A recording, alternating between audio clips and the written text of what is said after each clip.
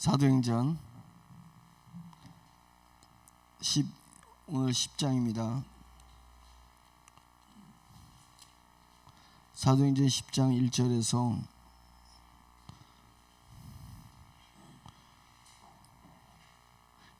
10장 1절에서 23절까지 보겠습니다. 사도행전 10장 1절에서 23절. 사도행전 10장 1절에서 23절까지 보겠습니다. 찾으셨어요? 10장? 예, 찾으셨죠? 같이 읽겠습니다. 시작. 가이사랴에 고넬료라 하는 사람이 있으니 이달리아 부대라 하는 군대의 백부장이라. 그가 경건하여 온 지방과 더불어 하나님을 경외하며 백성을 많이 구제하고 하나님께 항상 기도하더니 하루는 제9시쯤 되어 환상 중에 밝히 봄에 하나님의 사자가 들어와 이르되 고넬료야 하니 고넬료가 주목하여 보고 두려워 이르되 주여 무슨 일이니까? 천사가 이르되 내 기도와 구제가 하나님 앞에 상달되어 기억하신 바가 되었으니 내가 지금 사람들을 요빠에 보내어 베드로라 하는 시몬을 청하라. 그는 무드장이 시몬의 집에 유숙하니 그 집은 해변에 있다 하더라. 마침 말하던 천사가 떠나매 고넬료가 집안 하인 둘과 부하 가운데 경건한 사람 하나를 불러 이 일을 다 이루고 요빠로 보내니라. 이튿날 그들이 길을 가다가 그 성에 가까이 갔을 그때에 베드로가 기도하려고 지붕에 올라가니 그 시각은 제6시더라. 그가 시장하여 먹고자 하매 사람들이 준비할 때에 황홀한 중에 하늘이 열리며 한 그릇이 내려오는 것을 보니 큰 보자기 같고 내기를 메어 땅에 들이웠더라. 그 안에는 땅에 있는 각종 네 발 가진 짐승과 기는 것과 공중에 나는 것들이 있더라. 또 소리가 있으되 베드로야 일어나 잡아먹어라 하거늘 베드로가 이르되 주여 그럴 수 없나이다. 속되고 깨끗하지 아니한 것을 내가 결코 먹지 아니하나이다 한데 또 두 번째 소리가 있으되 하나님께서 깨끗하게 하신 것을 네가 속되다 하지 말라 하더라. 이런 일이 3번 있은 후 그 그릇이 곧 하늘로 올려져 가니라. 베드로가 본 바 환상이 무슨 뜻인지 속으로 의아해 하더니 마침 고넬료가 보낸 사람들이 시몬의 집을 찾아 문 밖에 서서 불러 묻되 베드로라 하는 시몬이 여기 유숙하느냐 하거늘 베드로가 그 환상에 대하여 생각할 때에 성령께서 그에게 말씀하시되 두 사람이 너를 찾으니 일어나 내려가 의심하지 말고 함께 가라. 내가 그들을 보내었느니라 하시니 베드로가 내려가 그 사람들을 보고 이르되 내가 곧 너희가 찾는 사람인데 너희가 무슨 일로 왔느냐? 그들이 대답하되 백부장 고넬료는 의인이요 하나님을 경외하는 사람이라. 유대아 온 족속이 칭찬하더니 그가 거룩한 천사의 지시를 받아 당신을 그 집으로 청하여 말을 들으려 하느니라 한데 베드로가 불러들여 유숙하게 하니라. 아멘.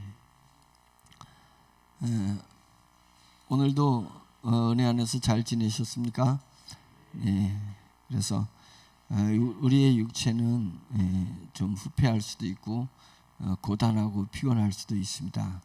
근데 고단하고 피곤한 내 육체에 집중하면 영이 또 세해지기도 해요.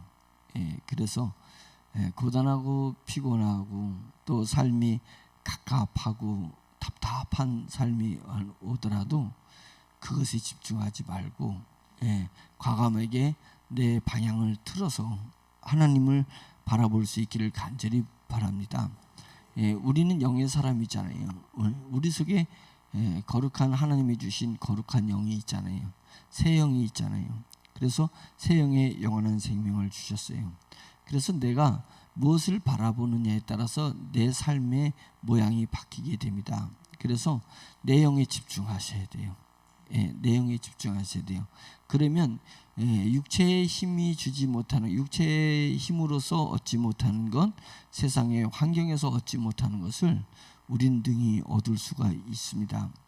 그래서 영이 주는 양식을 먹을 수 있어야 돼요. 그래서 예수님께서 그 예수님의 제자들이 식사할 것을 먹을 것을 준비하러 갔다가 예수님한테 왔더니 예수님은 사마리아 여인들에게 복음을 전했었거든요. 복음을 전했으니까 이제 드실 것을 드십시오라고 했을 때 내 양식은 따로 있다라고 하시면서 내 양식은 하나님의 뜻을 이루는 것이다. 하나님의 뜻을 이루는 과정에서 영의 공급을 받는다는 것입니다. 공급을 받는 거예요.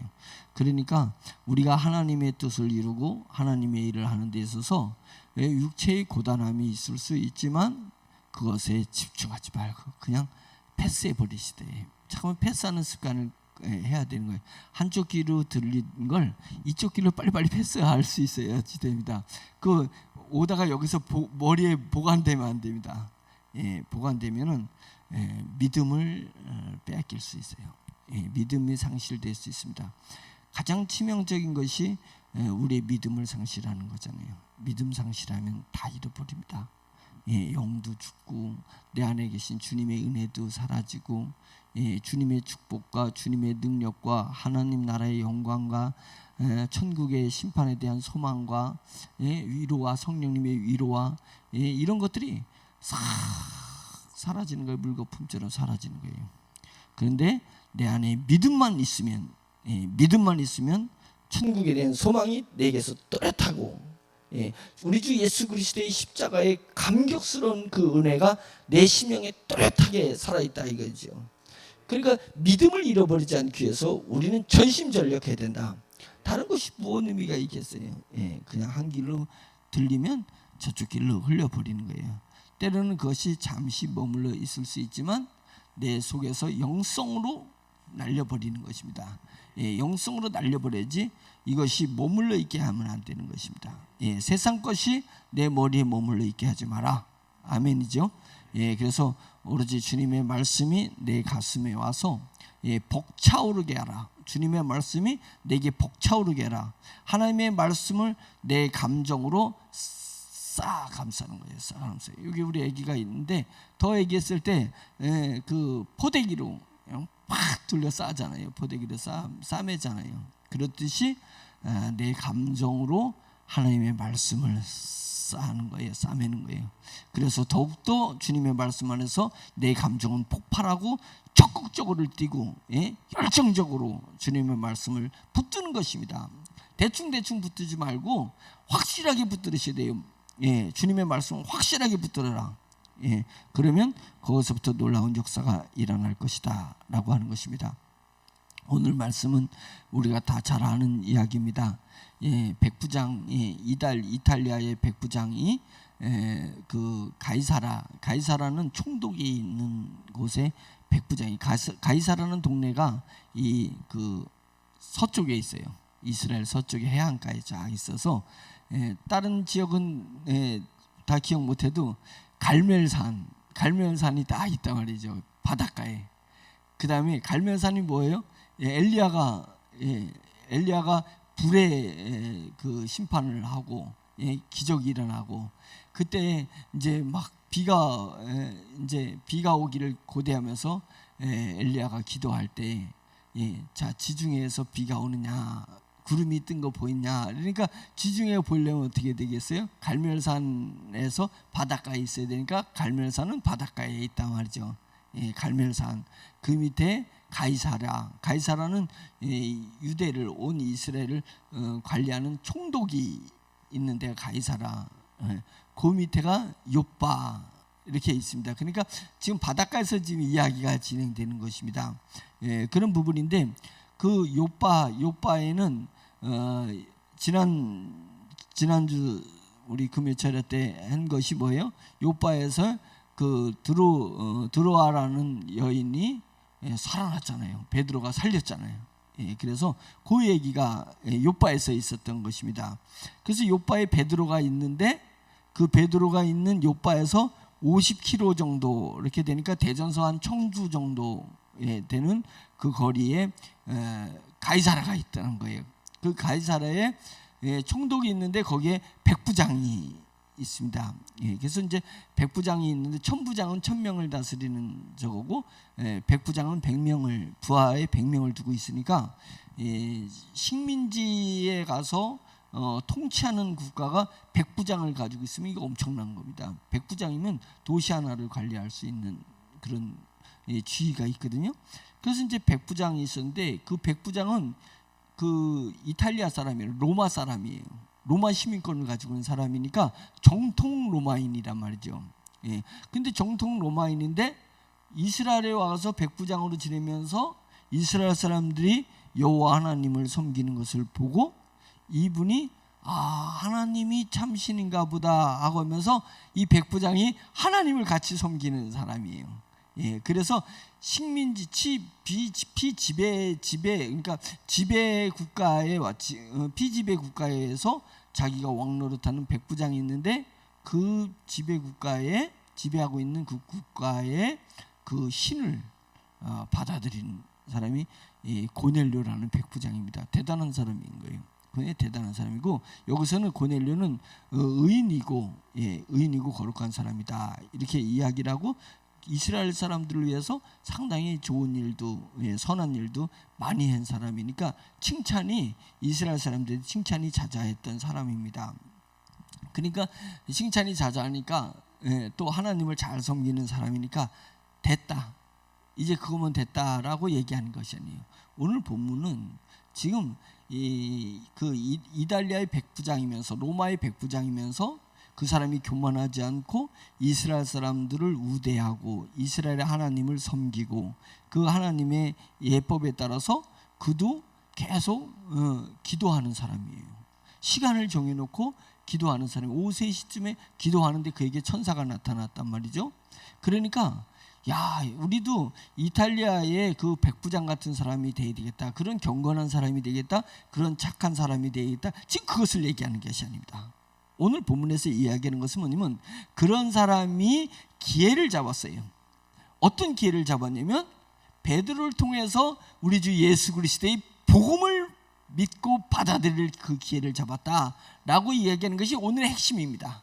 예, 오늘의 핵심이에요. 사람들한테 칭찬받으면 뭐예요? 하나님을 섬기냐고 예법을 따라서 섬기면 뭐예요? 결국은 시대는 이미 예수 그리스도께 십자가에서 돌아가시고 부활하신 다음에 승천하시고 성령님을 보내셔서 성령님이 우리에게 강조하고 또 강조하는 것이 뭐냐면 복음이라는 거예요. 복음은 우리 주 예수 그리스도의 죽음으로 말미암아서 누구든지 예수 그리스도를 믿는 사람은 의롭다함을 받게 되어서 하나님 나라를 상속받고 하나님의 자녀가 되는 권세를 얻게 됐다는 이게 복음의 핵심이라는 거죠. 그것을 얻게 됐을 때 이 사람이 침례를 받고 복음의 사람이 되었다. 그리스도인이 되었다. 그것입니다. 그러니까 외형적으로다가 저 사람은 교인이다. 그럼 됐다. 저 사람은 집사님이다. 그러면 됐다. 저 사람은 장로님이다. 그러면 됐네. 이것이 아니라 그가 지금도 예수 그리스도의 십자가의 은혜 속에서 살아가고 있는 사람인지, 그리고 자기가 자기의 의로 살아가는 것이 아니라 자기가 자기는 죄인임에도 불구하고 십자가의 은혜로 말미암아서 성령님이 늘 역사하심으로 말미암아서 그 입술로 나를 의롭다 하신 하나님을 찬양하는 사람인가? 찬양하는 사람인가? 천국의 소망을 가지고 있는 사람인가? 내가 당장 죽더라도 천국에서 하나님의 자녀가 되고서는 낙원에 이르렀다가 주님이 재림하실 때 자기 몸이 호련히 갑자기 부활하면서 영과 혼과 육이 만나가서 천국을 입성할 수 있는 그런 소망을 가지고 있는 사람인가? 이 땅에서 소망을 두지 않고 천국에도 소망을 두고 있는 사람인가? 그것에 집중해요. 그래서 천국의 소망을 가지고 있는 사람은 이 땅에 소명을 가지고 있는 사람이다. 내가 늘 얘기하잖아요. 소명이 없는 것은 소망이 없기 때문에 천국의 소망을 가지고 있지 않으면 이 땅에 소명감이 없는 거예요. 소명감, 복음에 대한 소명감이 없는 거예요. 땅에서 얻었다가 땅에서 다 버리고 갈 그런 소명은 소명도 아닌 거예요. 이 세상의 소명이 뭐가 소명이에요? 천국까지 직통으로 갈 수 있고 연속적으로 갈 수 있는 그 정도의 소명을 가져야지 영원한 소명이잖아요. 영원한 나라에 대한 소명감을 가진 사람, 그건지를 봐라 이거예요. 저분이 집사고, 저분이 장로고, 저분이 권사고, 심지어 저분이 목사면 뭐했냐 이거예요. 그건 뭐했냐 그지? 결국은 복음으로 무장된 사람이 돼야 된다. 고넬료는 베드로를 만났습니다. 그 스토리를 다시 얘기하면 기도하는데 천사가 나타났어요. 천사가 나타나서 고넬료아, 네가 이스라엘을 귀하게 여겨 하나님의 백성들을 네가 귀하게 여겨서 참 착한 일을 했다라고 하는 것입니다. 그래서 너에게 기회를 준다. 기회를 주니까 그 요빠라는 마을이 50km 밑에 해안가를 따라서 50km 밑에 있는데 그 요빠라는 곳에 사람을 보내서 거기에는 베드로라고 하는 시몬이라는 사람이 있다. 시몬이라는 사람이 무두쟁이 또 시몬, 어떻게 시몬이 영철이네 집에 사는 것 같은 그거잖아요. 시몬이 시몬의 집에 가서 살아요. 근데 시몬은 베드로, 예수님이 너를 베드로라고 했잖아요. 반석이라 이렇게 해서 베드로라고 불렀는데 원래 이름은 시몬이잖아요. 무두쟁이도 시몬이에요. 무두쟁이는 뭐가 무두쟁이냐면 그 가죽을 이렇게 해가지고 막 두들겨 패가지고 가죽을 평평하게 해가지고 말려. 말리니까 그 가죽 말리는 냄새 맡아봤어요? 지독해. 엄청 지독하거든요. 그러니까 사람들이 좀 터부시하겠죠. 그 집에 가죽을 만드는 그러니까 동물 털 다 벗기고 그래가지고 헝겊 가죽을 만드는 일을 하는 사람이 무두쟁이란 말이에요. 그러니까 냄새가 많이 나는 일을 한단 말이죠. 그래서 별로 사람들이 그렇게 반기는 사람이 아닌데 그 무두쟁이 집에 베드로가 거기서 유하여서 계속 살고 있단 말이에요. 그러니까 참 놀라운 것이죠. 그런 곳에서 주의 종, 당대의 수제자였던 베드로가 그 무두쟁이 집에서 사는 것입니다. 그래서 이제 그 무두쟁이 시몬의 집에 가면 저렇게 천사가 또렷하게 얘기해 주는 거죠. 환상 중에 가면은 거기에 베드로가 이름하는 시몬이 있는데 그 시몬을 청하해 가지고 네가 모시고 와라 라고 한 것입니다. 그런데 거기서 왜 모시고 오는지를 얘기를 안 해줬어요.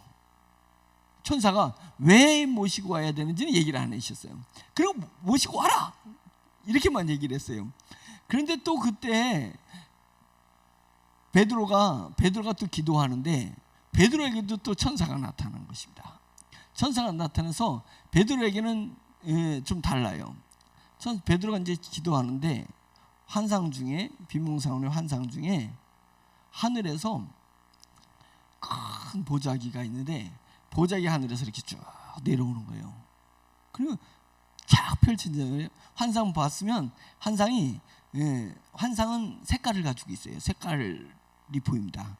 색깔이 보이고 1인칭, 3인칭 이제 동시에 일어나는데 뭐 같아도 환상이 쫙 펼쳐져요.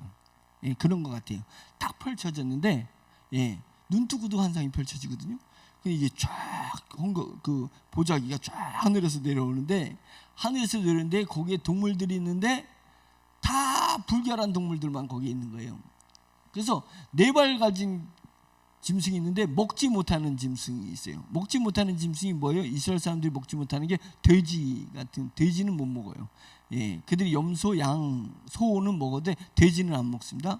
그러니까 돼지 4발 가진 돼지나 먹지 못하는 다른 동물들이 4발 가진 동물이 있어요. 그 다음에 땅에 기는 동물이 있는데 비닐이 없어. 그러니까 그게 뭐냐면 그 뱀, 대표적인 게 이제 뱀이죠. 구렁이 같은 게 거기 있는 거예요. 먹지 않잖아요. 구렁이 같은 거. 새가 있는데 새는 맹수들은 못 먹어요. 그러니까 곡식이나 열매를 먹는 새는 먹게 했어요. 그 율법에 먹게 했는데 동물을 잡아먹는 새는 못 먹게 했어요. 불결하다. 그럼 왜 하나님은 어떤 거는 지금 우리는 왜 다 먹지? 별거 다 먹잖아. 뱀도 먹고 다 먹. 뱀 먹어봤어요? 뱀 안 먹어봤으면 말을 하지 마. 뱀이 닭고기 맛 비슷하단 말이죠. 맛있어요. 그래서 그래서 이제 그런 거를 다 그런 것만 쫙 내려오는 거야. 그러니까 내려오니까 아유 불결하다 이제 이랬단 말이죠. 근데 하나님께서 베드로야 이걸 먹어라 이런 거예요. 그러니까 베드로가 여기 보면 이래요.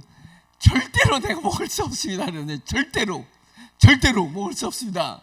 저는 어렸을 때부터 지금까지 이런 불길한 것은 한 번도 먹어본 적이 없습니다. 이러면서 딱 반대를 하는 거예요. 근데 성경에서 재밌어요. 예. 근데 그렇게 얘기하니까 예수님 그 천사가 하나님께서 내가 부정하다 하지 않은 것을 네가 부정하다 말하지 마라. 예, 이렇게 얘기를 하신단 말이에요. 분명히 율법에는 부정하다고 한 동물들이 왔는데 하나님께서 부정하지 않다라고 하는 거예요. 하나님이 부정하다 않다는 것을 왜 네가 부정하다 하느냐? 베드로가 부정하다는 것은 율법의 근거에서 부정하다는 거예요. 율법의 시대가 끝났다는 얘기를 하는 것입니다. 예, 율법의 시대가 끝났습니다. 무슨 시대가 왔어요? 복음의 시대가 왔습니다. 천년왕국이에요. 천년왕국. 요한계시록에는 천년왕국은 율법의 시대가 끝나고 예수 그리스도의 부활과 성령님이 임하시면서 이제 천년왕국 복음의 시대, 성령의 시대가 온 것입니다. 이것을 천년왕국이라고 해요. 천년이라는 것은 숫자 천을 얘기하는 것이 아닙니다. 하나님의 때, 하나님이 정한 그때까지 복음이 진행되고 있는 거예요. 복음이 그때는 성령님이 주도하는 시대예요. 우리가 지금 사는 시대인 것입니다. 그러니까 지금도 율법을 가지고 들먹거리는 사람들이 있습니다. 율법을 다룰 줄 알아야 되는 거예요. 율법은 칼이에요. 칼. 양날 가진 검이라고 생각하면 돼요.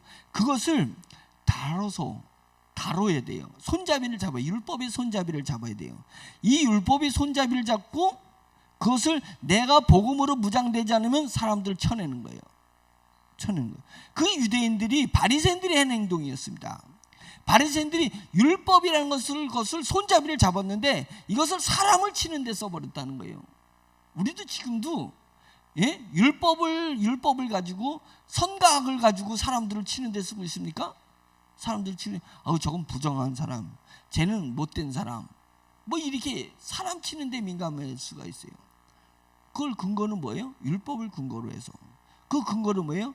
내 기준의 근거로 해가지고. 내 기준의 근거. 그 기준이 뭐예요? 자기가 어렵지도 않은데 꼭 어려운 것처럼 기준이 있단 말이지. 자기가 기준이 있단 말이지.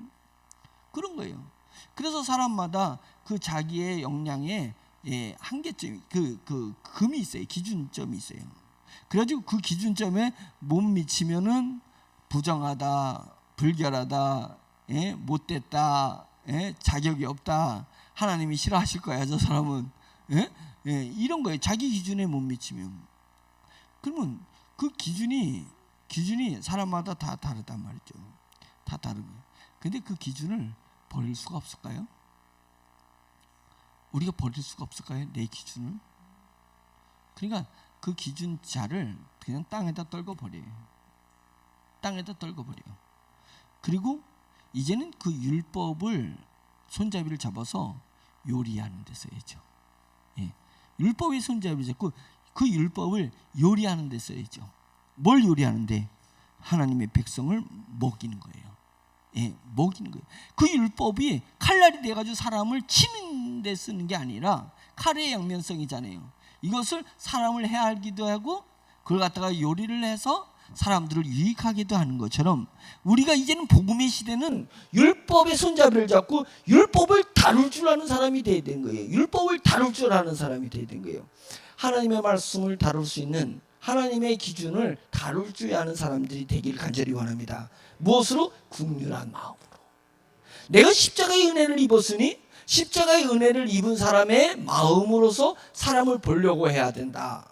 사람을 바라보려고 해야 되는 거지. 그것을 율법의 잣대로 구약 유대인들이 했듯이, 바리새인들이 했듯이, 서기관들이 했듯이 그렇게 해서는 절대로 안 된다. 그래서 오늘날 교회는 복음의 시대의 공동체예요. 복음의 시대의 공동체. 율법의 시대의 공동체는 회당이었단 말이에요. 회당이 변해서 교회가 됐습니다. 교회는 복음을 받아들인 사람, 복음 안에서 하나님의 은혜를 입어서 국률한 심령을 가지고 있는 사람이 교회의 멤버라는 거예요. 복음의 삶을. 그러니까 우리는 어떤 사람이 된다고요? 율법을 다룰 줄 알아요. 율법을 다뤄서 그것을 가지고 요리해서 우리 성도들을 유익하게 하는 그런 사람이 되어야 될 줄로 믿습니다. 아멘이죠. 그러니까 그 부정한 것, 네 발 달린 동물들, 그 다음에 그 기어다니는 것들, 그 다음에 새, 이런 것들 다 부정한 거예요. 그러니까 이제 그게 딱 내리니까 절대로 먹을 수 없습니다. 절대로 먹을 수 없습니다. 그래서 내가 부정하다 하는 것을 네가 왜 부정하다 하지 않은 것을 네가 왜 부정하다 하느냐, 그리고 왜 못 먹는다 하냐, 이랬습니다. 그랬더니 다시 그게 싹 올라갔어요. 그러더니 잠시 또 내려와. 아, 이제는 먹을 것이 오는가 보다 이제 베드로가 생각을 했어요. 근데 또 내려오는데 똑같은 게 또 내려오네. 똑같은 게. 그러면서 베드로야, 이것을 먹어라, 이렇게 얘기를 하는 거예요. 그래서 하나님, 이거는 부정한 걸까 내가 먹을 수 없습니다. 절대로 먹을 수 없습니다. 두 번째도 얘기인 거예요. 그러니까 내가 부정하다 하지 않은 것을 왜 네가 부정하다 하느냐, 또 이렇게 얘기를 하신 거예요. 그러면서 이게 또 싹 올라갔어요. 3번, 세 번째 보자기가 또 내는 거예요. 요때 베드로가 배고팠을 때라고 그랬어요. 이게 낮 12시 이스라엘 시간으로다가 6시, 6시 더하기 6을 해야 되거든요. 그러면 12시예요 12시 점심때가 됐을 때 12시에 맞춰서 베드로가 기도하러 갔는데, 기도하러 가고 그 식솔들은 요리를 하는, 음식을 요리를 하니까 배고픈 차인데 이제 세 번째 내려오는 거예요. 환상 중에 세 번째 내려오는데도 불사 세 번째도 먹지 못할 그런 부정한 동물들이 또 세 번째도 내려오는 거였어요. 그럼 먹으라 그러신 거예요. 주님이 또 안 먹습니다. 베드로가 또 안 먹습니다. 그러니까 너 왜 내가 부정하다 하는 걸 네 부정하다 하느냐, 이거 세 번 반복하는 겁니다. 성경에는 축약해가지고 얘기를 하는데 세 번 똑같은 얘기를 한 거예요. 이제 그게 세 번 왔다리 갔다리 이제 한 다음에 이제 환상이 탁 닫혀버린 거예요. 환상이 접혀서 쫙 펼쳐다 싹 사라져 버립니다. 그래서 이제 환상이 이제 딱 사라진 다음에 베드로가 시원하다, 또렷하다, 이런 거 또렷하다. 그때 이게 뭘 얘기하니까, 그런데 이제 밖에서 베드로를 찾는 소리가 들리는 거예요. 이곳에 베드로라는 시몬이 요하고 있습니까? 라고 해서 고넬료의 부하와 하인들이 찾아온 거예요. 찾아오면서 그래서 베드로가 딱 나갔을 때 성령님께서 이제 베드로에게 환상의 눈으로 이렇게 펼쳐진 거고, 성령님이 가슴에 이제 베드로에게 얘기하는 거예요. 베드로야, 그 사람들을 쫓아서 가라. 내가 허락한 사람이니까 쫓아서 가라. 그들은 이방인이에요. 그들은 로마 사람이에요. 그런데 그들을 쫓아서 가라. 그러니까 베드로가 부정한 것을, 내가 부정하다 하지 않은 것을 네가 부정하다 하지 말라라는 것이 사람을 그렇게 율법의 잣대로 구분하지 말라는 거구나. 그래서 할례를 받은 아브라함의 자손만 거룩한 것이 아니라 이제는 복음의 시대가 왔기 때문에 할례를 받은 아브라함의 후손만이 거룩한 것이 아니고 그런 외형의 거룩함이 아니다 이거예요. 하나님이 택한 백성, 예수 그리스도를 믿는 백성, 이들은 거룩해지는 거예요. 그러니까 네가 율법대로 사람을 평가하지 마. 평가하지 마. 그렇게 되는 것입니다. 그래서 그를 쫓아가라. 이렇게 된 거예요. 제가 목사님들을 지부장으로 3,500분을 초교파 적어다가 모집한 게 있었습니다. 모집을 했었습니다. 그래서 목사님들을 전국에서 이렇게 아주 모집해서 이제 뭔가 일을 하게 한 적이 있어요. 복지 일을 하게 했는데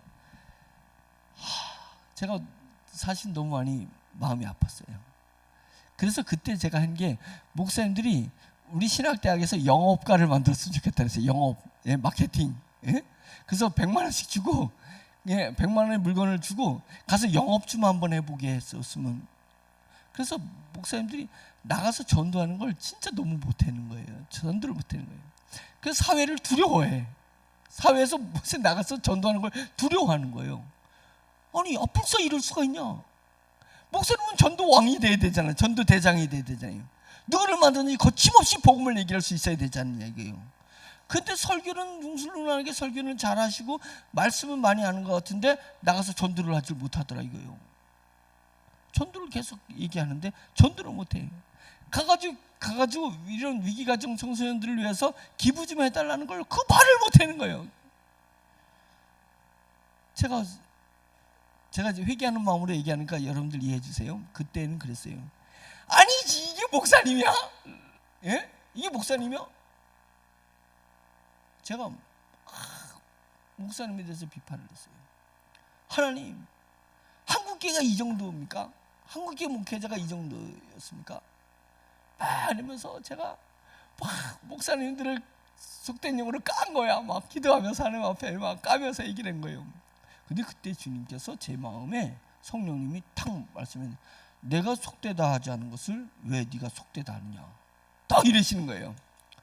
그러면서 하나님께서 통일 선교를 위해서 그들은 그 어려움과 고통 가운데 능력하고 상관없이 그들이 목회를 포기하지 않고 버티고 있지 않냐. 그들의 흘리는 눈물을 내가 받고 있다. 내가 언젠가 그들을 쓸 거다 이거예요. 예? 통일 선교에서 쓸 거다 이거예요. 그러니까 네가 속되다 하지 말고, 네 잣대로 속되다 하지 말고 섬기라는 거예요. 섬기라고. 저한테 그런 감동을 주셨습니다. 그래서 저는 목사님들이 교회가 작든 능력이 있는 것 같든 없는 것 같든 그런 것으로 따지지 않고, 하나님께서 구별해서 세우셨구나. 하나님께서 하나님의 때가 되면 하나님의 능력을 보내셔서, 능력을 주셔서 하나님께서 선교를 위해서, 통일 선교를 위해서 사용하시겠구나. 이게 제 마음에 확 와닿습니다. 그 다음부터는 제가 속되다 하지 않습니다. 예, 속되다 하지 않습니다. 그 내 기준에 의해서 그런 거예요. 제 기준에 의해서. 예? 그런 거예요. 네가 잘났어? 그렇게 잘났어? 네 기준을 바닥에다 내려놔. 바닥에다 내려놓고 성령님의 기준을 잡으라. 성령님이 쓰실 때 쓰실 것입니다. 성령님이 사용하실 때 사용하신 것입니다. 그리고 내가 한 치 앞도 못 보는데, 얼마 전 뒤에서 꽝 박았는데 그 박기 전 0.1초 전에도 몰랐어, 박을 줄을. 그게 뭐가 네가 능력이라고. 내 뭐 능력이에요? 한 치 앞도 못 보는 네가. 그런데 그 다 각자 기준 잣대가 있잖아요.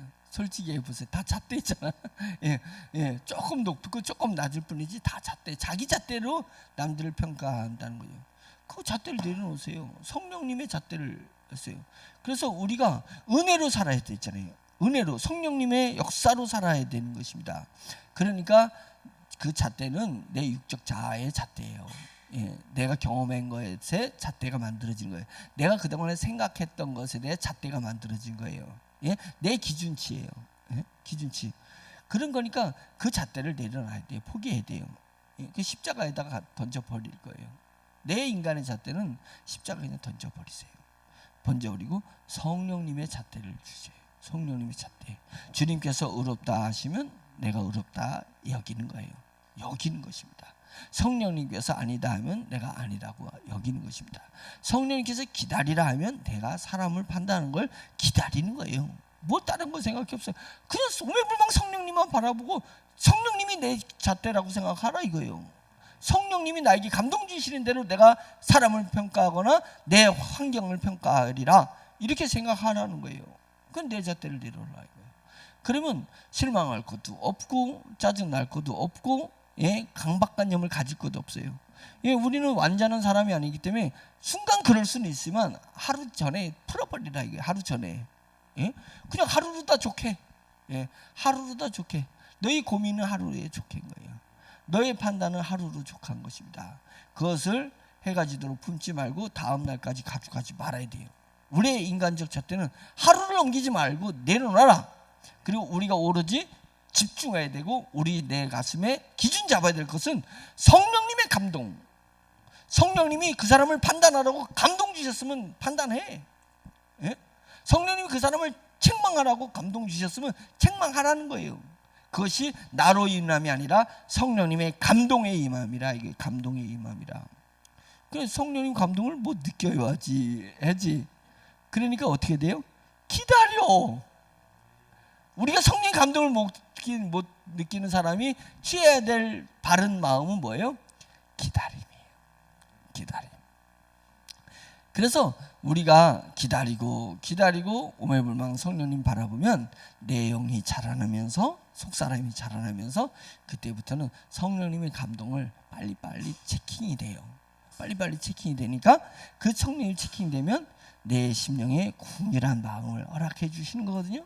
궁결한 마음을 섞여줘요. 그걸 가지고 그 잣대를 가지고 사람을 보시라는 거예요. 그러면 내가 쓰임 받는 사람이고 거기서 오는 묘미가 있고 거기서 오는 스릴이 있고 거기서 오는 감동이 벅찬 감동이 있는 거예요. 그런 것을 느끼기 시작하면 내가 살아있구나. 내 영이 살아있구나. 이런 맛을 느끼는 거예요. 그 살아있구나 라는 그 맛이 내가 세상에 배고프고 세상 것은 갖춘 게 없어도 그 묘미를 느끼는 거예요. 내 영이 살아서 성령님의 감동 가운데서 복음 안에서 내가 복음의 묘미를 느끼면서 살아가는 거구나. 이런 거예요. 그럼 내 자산에 뭔 의미가 있어요? 소유의 의미가 없습니다. 내가 오로지 소유하고 싶은 것은 내 안에 있는 믿음이에요. 내가 오로지 소유하고 싶은 것은 성령님의 감동이요. 그게 뭐가 있어요? 예, 그건 뭐가 없어요. 그래서 믿음과 소망과 사랑이 항상 내 안에 있기를 원하는 것입니다. 예, 항상 있기를 원하는 거예요. 그러면서 그 소명감으로 우리가 살아가는 것입니다. 그렇습니다. 그래서 그런 거구나. 내가 이방인들이 왔으면 베드로가 그들을 안 만나려고 했을 건데 그들을 만나려고 하신 거나. 그래서 베드로가 그들을 따라서 이제 그 다음 날 그들을 불러들여서 같이 그날 밤을 보내요. 예? 그날 밤을 보내고 그들과 같이 자고 그 다음 날 길을 나서서 이제는 그 요바에서 위로 올라가서 가이사라로다가 가게 된 것입니다. 가이사라로 가니까 고넬료가 그 천사가 나타나서 자 여기서 고넬료한테 왜 베드로를 부르는지 얘기 안 하셨어요. 그러니까 고넬료는 무조건 불렀어요. 베드로에게 왜 가야 되는지 이방인을 쫓아서 왜 가야 하는지 성령님이 얘기 안 하셨어요. 근데 갔어요. 이게 대단히 중요한 것입니다. 예. 성령님이 다 가르쳐 주실 것 같아요? 다 안 가르쳐 주십니다. 예. 성령님이 주시면 자세하게 이야기해 주시죠. 저는 성령님의 소리를 들으면서 성령님이 저한테 자세하게 얘기해 주는 거 제가 아직 영의 수준이 낮아서 그런지 그렇게 못 들었습니다. 성령님은요 하고 내 심령에 팍 도전을 주셔요. 그리고 내가 그것을 살아가면서 해석해내요. 땅 감동을 주시면서 내 삶에서 해석해낸단 말이에요. 그래서 성령님이 그걸 얘기하신 거구나라는 것을 깨달아지는 거예요. 그거 마찬가지예요. 베드로에게 왜 거기를 그 이방인인데 부정하다 하지 않고 왜 그 사람을 쫓아가라 했는지에 대해서 얘기하지 않아요. 왜인지는 얘기 안 해요. 그냥 쫓아가라 이거예요. 예, 부정하다 하지 말고 그가 그를 따라서 가라라고 한 것입니다. 그래서 베드로가 그를 따라서 50km를 걸어가는 게 걸어서 가는 게 하루 걸려. 하루 걸리는 것입니다. 그래서 지금 똑바른 길을 청주 가는 게 아니잖아요. 이렇게 산을 넘고 이래 가지고 가잖아요. 좁은 길로 가니까 오래 걸린단 말이죠. 그래서 그 오래 걸린 길을 갔어요. 그러니까 이제 고넬료도 천사가 나타나가지고 베드로라는 사람을 부르라 그랬으니 이 환상 같은 걸 봤으니까 이게 얼마나 대단하겠어요.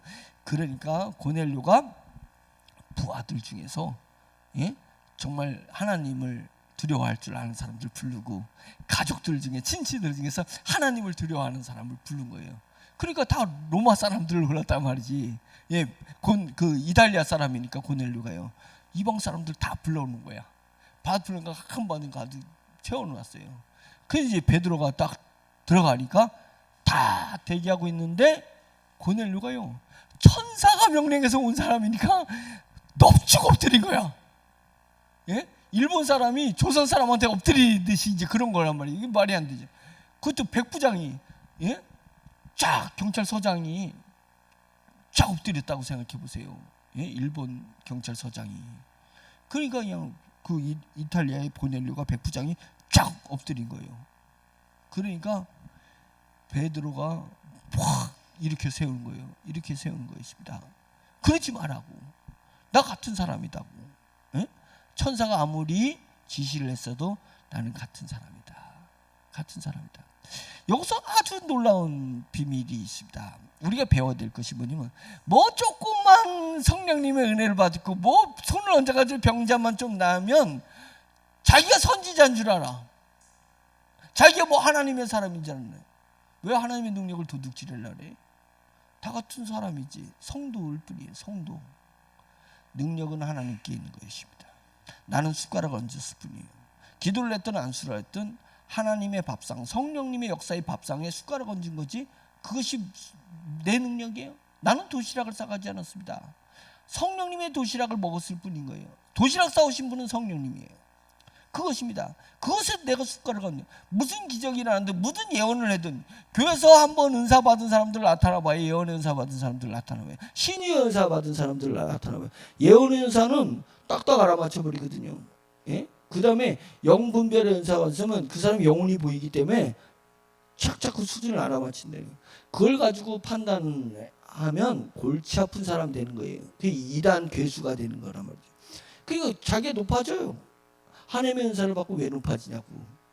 예? 하나님의 은사를 받고 왜 높아지냐고. 하나님의 말씀을 잘 전해놓고 왜 높아지냐고요. 왜 높아지냐고. 아무 높아질 이유가 없어요. 자기 거라고 생각하니까 높아지는 거예요. 하나님이 나를 통해서 역사하신 거다 이렇게 생각하네. 그 베드로가 놀란 거잖아요. 일으키면서 나도 같은 사람이에요. 나도 같은 사람. 우리도 그럴 수 있어야 되는 것입니다.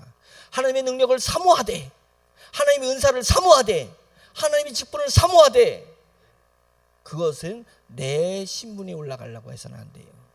나는 그냥 성도로서 존재하는 것입니다. 예, 성도로서 베드로 같은 수준 있는 사람 있으면 나와보라 그래. 베드로 그랬는데 우리 뭐 집사, 권사, 장로, 예, 침례교는 없지만은 그게 뭔 의미가 있어요? 뭔 의미가 있어요? 목사라는 게 뭔 의미가 있어요? 예? 성령님이 역사하지 않으면 아무것도 아닌데, 예? 아무것도 아닌데 그 세상에 주는 직분이 뭔 의미가 있냐고요? 예? 그런 의미가 없습니다. 그러니까 우리가 오로지 주님 앞에서 겸손하게, 나는 나일 뿐이에요. 나는 나일 뿐이에요. 성령님이 내게 역사하시는 것입니다. 예, 성령님의 능력은 성령님께 돌려주시래요. 성령님의 은혜는 성령님에게 돌리는 것입니다. 나는 아무것도 된 것이 없습니다. 예, 그러니까 빨리 잊어버려야 돼. 내가 역사한 것을 빨리 잊어버려야 되지 그 은혜가 내게 지속하고 하늘의 상급이 쌓인단 말이에요. 그러니까 베드로는 그랬단 말이에요. 그런 것입니다. 성령이 충만한 사람이니까 그럴 수밖에 없죠. 그래서 나는 사람이다 라고 하면서 다 가서 봤더니 다 이들이 하나님을 섬기는 사람이야. 이방인인데, 야, 이럴 수가 있나? 이럴 수가 있나? 이래가지고 베드로가 그들을 상대로 진짜 역사하는가 보자. 그래서 복음을 전하기 시작한 거예요. 복음을 전하기 시작한 거예요. 예수 그리스도의 십자가에 대해서 이야기를 하고 예수님의 부활에 대해서 이야기를 하는 거예요. 그리고 우리가 예수님의 부활을 직접 눈으로 목격한 산 증인이다 이렇게 딱 얘기를 하는 거예요. 그랬더니 복음을 막 전하는데 그냥 성령님이 막 역사하면서 그들이 성령의 감동을 받더라 이거예요. 그 느낌 알잖아요. 베드로가 성령의 감동의 느낌을 알잖아요. 불의 혀같이 임했던 것을 베드로가 체험을 했잖아요. 그리고 지속적으로 성령 체험을 하고 있잖아요. 그러니까 복음을 전하는데, 예수 그리스도의 복음을 전하는데, 예, 성령 받으라 쉐쉐 이거 안 했어요. 예, 그냥 예수 그리스도의 십자가를 전했어요. 예수 그리스도의 부활을 전했단 말이에요. 그냥 복음을 전했어요. 그래서 예수 그리스도를 믿음으로 말미암아서 우리가 의롭게 된다는 것을, 죄 사함을 받았다는 그 복음을 전해버렸다는 거예요. 전할 때 그들이 그냥 성령의 감동을 받더라. 그러니까 베드로가 거기서 놀라운 제안을 하는 것입니다. 여러분들이 비록 할례를 받은 유대인은 하지만 성령이 임하니까 여러분들이 침례를 받고 우리와 같은 공동체가 되십시오. 그래서 침례를 주신 거예요. 침례를 준 것입니다. 그것입니다. 오늘 이야기하려는 것은 이 말씀에서 무엇을 얘기했냐면, 우리 믿음의 사람, 먼저 믿음의 사람 된 사람은 베드로의 입장에서라 이거예요. 베드로의 입장에 서서 사람을 그렇게 평가하려고 하지 마라. 기준을, 성령의 기준을 잡고, 예, 오로지 성령님의 것은 성령님에게 보내셔야 돼요. 성령님의 것을 내 것이라고 취하지만 안 돼. 그러면 썩기 시작해요. 불을 내가 담아두면 불에 내가 다 타버려요. 성령님의 불은 성령님께 돌려드리세요. 내가 보관하지 마라. 나는 그저 죄인이올세이다. 네? 나는 무익한 종입니다. 이것만 가지고 있어요. 무익한 종이라는 신분만 가지고 있어요. 성령님이 역사하시면 나를 통해서 다 바로 성령님한테 돌려버려요. 보내드려야 돼요. 예? 그것을 붙들면 안 됩니다. 그걸 얘기를 하는 거고, 그 다음에 고넬료 입장에서 봤을 때는 아무리 세상의 평가가 의롭다 한들, 아무리 그의 율법과 그의 자선 활동하는 것과 그의 봉사에서 세상 사람들의 칭찬을 받은들, 그것이 구원과 뭔 상관이냐 이게요. 구원과 상관이 있으려면 오늘날 지금 사도행전이 역사하시는 복음의 시대에 해당이 되려면 오로지 복음을 믿음으로 받아들여야 된다. 예수 그리스도의 죽으심과 예수 그리스도의 부활하심과 예수 그리스도의 죽으심과 부활의 그 은혜를 성령님이 나한테 역사하심으로 말미암아서 내 안에 새 영이 만들어졌고 영원한 생명이 주어졌고, 그래서 나를 의롭다 하시고 하나님의 자녀가 되시며 천국의 소망을 갖고 다시 소망을 가졌은즉 이 땅에서 복음을 전해야 되는 소명감이 넘치는, 그게 그리스도인의 정체성이라는 거예요. 그리스도의 정체성, 이것으로 확고부동하게 해라. 그러니까 우리는 뭐예요? 모양만 경건한 사람이 돼서는 안 되고, 모양만 그리스도인이 되지 않고 우리 심장에 복음이 역동적으로 움직이고 있어야 된다. 복음이 뛰고 있어야 된다. 복음이 뛰고 있어야 된다. 내 심장이 벌렁벌렁 돼야 돼요. 뭘로? 복음으로 벌렁 돼. 근데 복음으로 벌렁벌렁 안 되니까 어떻게 돼요? 성령님을 사모하셔야 되는 거죠.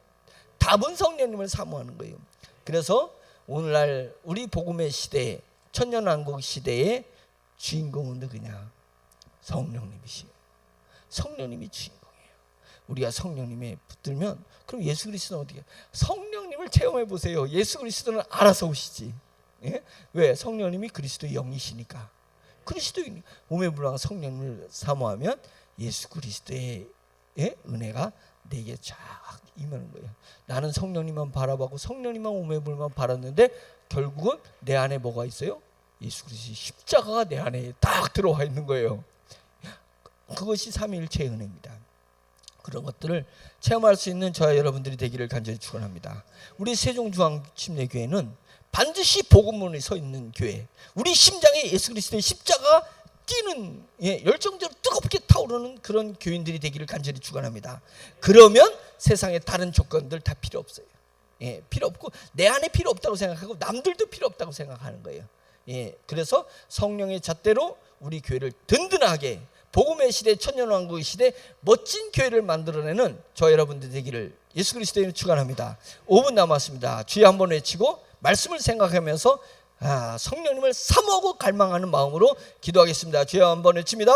주여! 할렐루야. 전능하신 하나님 아버지, 주님의 은혜를 감사드립니다. 성령님께서 저희 가운데 역사하십니다. 하나님 아버지, 금요 차례 때마다 성령님이 강하게 역동적으로 역사하시는 것을 체험하고 느끼게 됩니다. 하나님 아버지, 우리 심령에 성령님의 강력하신 은혜와 능력이 역사가 일어날 수 있도록 인도하여 주시옵소서. 성도들의 심령과 심령을 타고 성령님의 불길이 임하신 줄 믿습니다. 성령님의 바람이 역사하시는 줄 믿습니다. 하나님 아버지, 그래서 세종에서 많은 사람들이 영원한 생명을 사모하는 사람들이, 성령님의 호흡을 사모하는 사람들이 우리 세종중앙침례교회로 우리 교회로 모여들 수 있도록 인도하여 주시고, 그들이 가난했던, 그들이 부하든, 그들이 잘 배웠던, 그들이 많이 배우지 못했던, 하나님 아버지 그들이 비천하든, 하나님 아버지 그런 것 상관없이 우리 복음으로 하나 되게 하시고, 하나님 아버지 우리 인간의 잣대를 평가하지 말게 하시고, 우리 성령의 감동 속에서 하나님 아버지 사람을 올 수 있도록 인도하여 주시옵시기를 주여 간절히 원합니다. 하나님 아버지 고넬료와 베드로의 사건을 통하여서 하나님의 말씀이 우리 마음판에 새겨지게 하시고, 그래서 성령님의 능력이 우리 가운데 하나님 아버지 숙제할 수 있도록 주여 인도하여 주시옵시기를 간절히 원합니다. 한국교회를 생각하면서 한국교회 하나님 아버지 죄종들과 하나님 아버지 성도들을 주여 불쌍히 여기시고 귀하게 여겨주시고, 하나님 아버지 통일 선교의 위대한 일들을 감당할 수 있는 사명감 가진 자들이 될 수 있도록 하나님 인도하시 역사여 주시길 간절히 원합니다. 하나님 아버지 어려운 가운데서도 하나님 아버지 목회를 포기하지 아니하고, 하나님 아버지여 주님의 목회 일선에서 하나님 아버지의 교회를 지키기 위해서 하나님 아버지여 주님 자신의 능력과 최선을 다하고 있는 죄종들을 주여 불쌍히 여겨주시고 하나님 아버지여 어떤 어려움이 온다 할지라도 하나님 아버지여 순교자의 정신을 가지고 하나님 아버지여 끝까지 참고 인내하게 하시며 하나님 아버지 성령님께서 기회를 주실 때에 하나님 아버지 주님의 일어나서 역사를 하시도록 주여 인도하여 주시옵소서. 통일선교를 준비하게 해주시옵소서. 북한의 하나님 아버지 주님의 순교자들이 눈물을 흘리며 피임을 흘리고 있습니다. 하나님 아버지여 주님이여 절규하고 있습니다. 저들의 기도에 응하기 위해서 한국교회 갱생이 일어나게 해주시고 죄종들의 여생이 일어나게 해주시고 성령의 역사가 일어날 수 있는 하나님 아버지여 주님의 한국교회들이 될 수 있도록 인도하여 주시옵소서. 복음이 사라져가고 있는 때에 복음이 선포되지 않고 있는 이 때에 성도들의 가슴이 복음으로 뜨거워지지 않고 있는 이 때에 하나님 아버지 풍의 때를 주시옵소서. 성령의 때가 일어날 수 있도록 주여 인도하여 주셔서 우리 하나님 아버지 한국의 신앙의 선조들과 신앙의 선배와 같은 하나님 아버지 신앙을 하시도록 인도하여 주시옵소서. 다시 기도원이 활성화되게 해주시옵소서. 베이비 부모들에게 하나님 아버지 영적인 능력을 허락하여 주시고 영적인 간절함을 하게 해주시옵시고 젊어서 받았던 그 은혜가 사모되게 해주셔서 다시 기도원으로 들어가게 해주시옵소서. 기도의 열광이 일어나게 해주시옵소서. 교회마다 철야 기도회가 하나님 아버지 다시 활성하게 되어주셔서 1시간도 기도하게 하시고 2시간도 기도할 수 있는 하나님 아버지 뜨거운 열정에 하나님 아버지 그런 교회들이 될 수 있도록 할렐루야 하나님 인도하여 주시옵소서. 대한민국을 투여할 코리아를 만들어 주셨사니 한 번 더 기회를 주실 줄로 믿습니다. 한 번 더 기회를 주실 때 하나님 아버지여 저희 교회가 붙들림 받는 교회 되게 하시고 쓰임 받는 교회 되게 하시고 우리 성도들이 다 성령님에게 감동되고 성령님에게 사용될 수 있는 그런 교인들이 다 될 수 있도록 하나님 아버지 인도하시 역사하여 주시옵소서.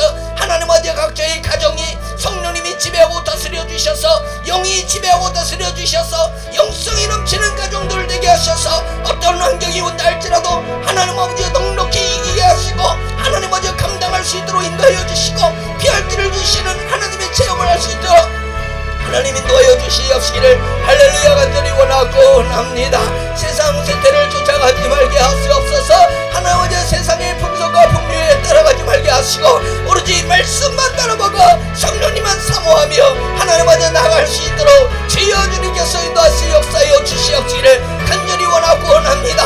성령이 감동이 됐은 후에 기적이 일어날 줄로 믿습니다. 아픈 사람이 치료될 것이며 하나님 아버지 가난한 자리 부해지게 될 것이며 환경의 변화가 놀라운 평안이라서 우리가 환경을 지배하고 다스리고 잘 다룰 수 있는 사람들이 될 수 있도록 인도하여 주실 줄로 믿습니다. 하나님 아버지의 기적과 역사가 일어나는 하나님 아버지 우리 신웅정 침례교 되게 하시고 성도들이 다 될 수 있도록 주여 인도하시고 이 은혜가 세종에 퍼지게 하시며 이 은혜가 대전에 퍼지게 하시고 이 은혜가 한국 모든